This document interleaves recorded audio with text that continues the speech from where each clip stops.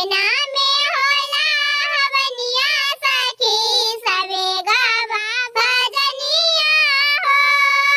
हवन देखने को ब्रह्मा जी आए, हवन देखने को ब्रह्मा जी आए।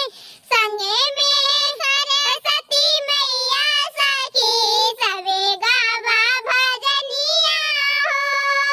संगे में सरस्वती मैया सखी सवे गावा भजनिया हो। अंगना में होला हवनिया सखी सवे गावा भजनिया हो।